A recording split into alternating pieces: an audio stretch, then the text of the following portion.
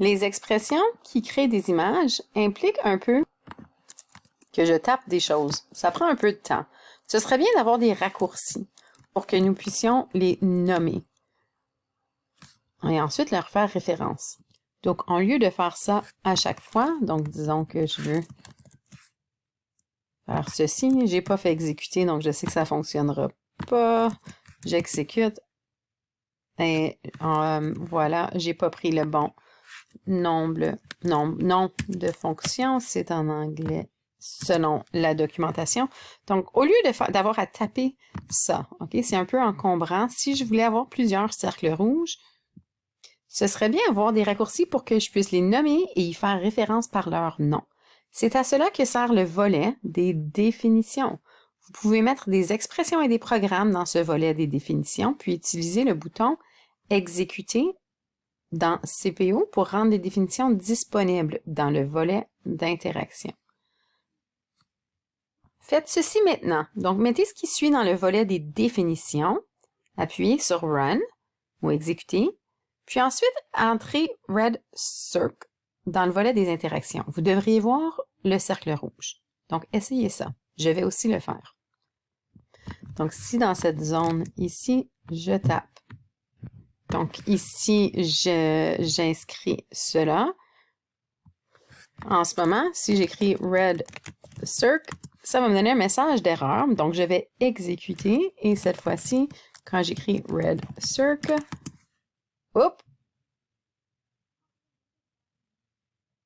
Ah, c'est parce que j'ai tapé REC. J'ai bien lu mon message d'erreur. Et voilà. De façon plus générale, je peux utiliser n'importe quel nom. Donc, à chaque fois que j'utilise un raccourci, dans l'arrière-scène, Pirate, ce que Pirate va faire, c'est qu'il va insérer dans cette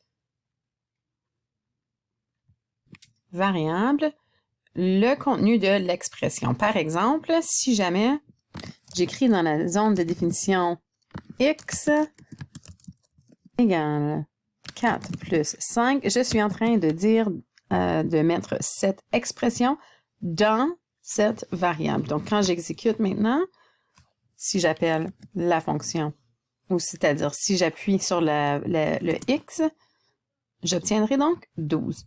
Si, par exemple, je peux, et puis c'est moi qui choisis. Donc, si je dis chat et je veux qu'à chaque fois que j'ai dit ça, ça me donne un cercle de 500 pixels rouge. Encore une fois, je me suis trompée, je lis bien mon message d'erreur, je devrais dire circle.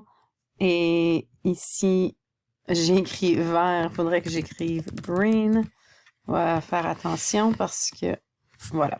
Donc, si j'écris chat cette fois-ci, voilà, j'obtiens ce que j'aurais voulu.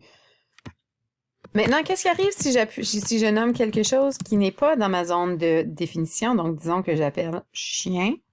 Vous pouvez l'essayer. Quel message d'erreur est-ce qu'on va voir? It is used, donc chien, the identifier chien is unbound. It is used but not previously defined. Donc, ce n'est pas défini. Voici ma zone de définition. Je n'ai pas défini quelque chose qui s'appelait chien. OK, donc si je voulais, je pourrais, j'exécute, et là, à ce point-ci, ça devrait fonctionner. Donc, à connaître ce message d'erreur aussi, c'est important. Donc là, je n'ai plus chien, chat, j'ai chien dans ma zone de définition. Si j'appelle chat encore une fois cette fois-ci, je reçois le même message d'erreur. Donc, le mot-clé ici, c'est unbound. Donc, ça veut dire quoi? C'est non lié. Donc, je n'ai pas lié une expression à quelque chose qui s'appelle chat. Donc, soyez encore une fois alerte quand vous voyez ceci, unbound. Voilà, ce serait quoi notre message d'erreur?